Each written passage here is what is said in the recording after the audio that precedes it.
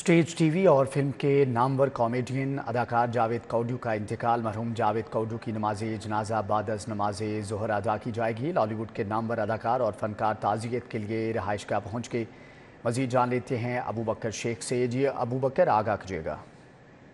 बिल्कुल जी, film, TV और stage के नामवर जो अदाकार हैं जावेद कोडू, वो इंतकाल कर चुके हैं। उनकी रिहाइशगाह पर फनकारों और जो खूबसूरत चेहरे हैं उनकी जानिब से ताज़ियत और नमाज जनाजा में शिरकत का सिलसिला शुरू हो चुका है। नवाज़ अंजुम साहब मेरे साथ मौजूद हैं, इनसे बात करेंगे कि इनका उनके साथ कैसा ताल्लुक़ रहा, कैसी एक दोस्ती यारी रही, कैसा वक्त गुजरा जी आपका कोडू साहब के साथ।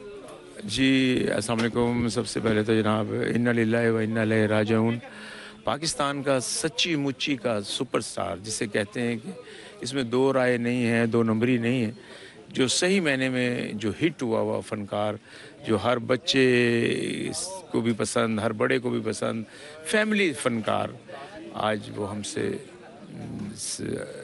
दूर चला गया, मालिक हकीकी से जा मिले। ये खला कभी पूरा तो नहीं होगा, लेकिन जावेद साहब बड़े मेहनती और अनथक, उन्होंने बीमारी से भी इस तरह ही फ़ाइट की है कि मैं इससे जीत जाऊंगा, लेकिन जो अल्लाह की रज़ा, और लेकिन कभी उन्होंने हार नहीं मानी। ये पिछले दिनों भी वो काम ही करते रहे हैं, और ये लोग तो ये दुआ मांगते हैं या अल्लाह कि मुझे चलते फिरते उठाना, काम करते उठाना, और वो कभी उन्होंने किसकी मोहताजगी नहीं महसूस की और अपनी मदद आपके तहत ही काम करते रहे हैं, और कभी किसी की दिल आज़ारी नहीं की, चाहे वो जूनियर्स फ़नकार है या सीनियर है, सबके साथ उनका प्यार ऐसे ही था कि जैसे वो घर का फ़र्द हो।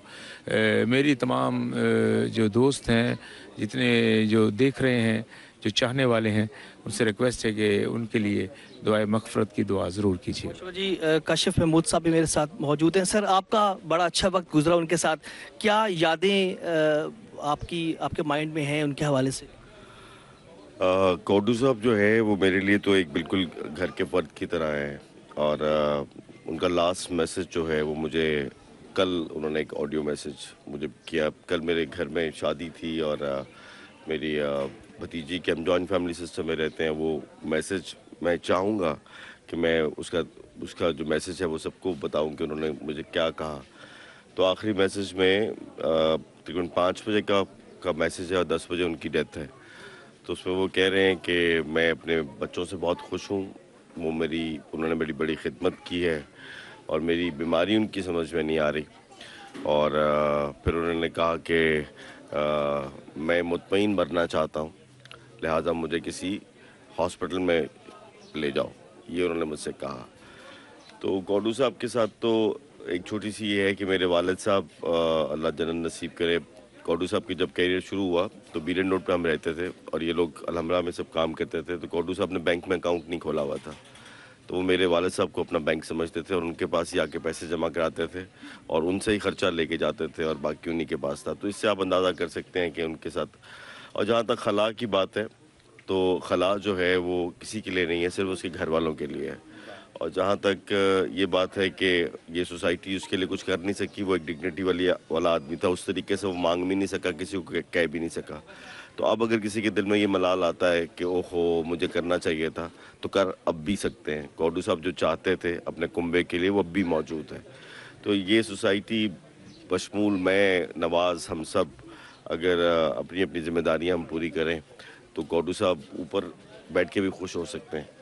तो करने को तो अब भी हम बहुत कुछ कर सकते हैं, लेकिन देखना ये है कि उसको दफनाने के बाद हम वापस दुनिया में चले जाएंगे, और जो जहाँ पे पहले इतनी मिसालें हैं वहाँ पे एक मिसाल और बन जाएगी। लेकिन मैं वादा करता हूँ कि मैं कोशिश करूँगा जो जिम्मेदारी कौडू साहब मेरे पर डाल के गए हैं, मैं उसको ऐसे तरीके से निभाता रहूँ।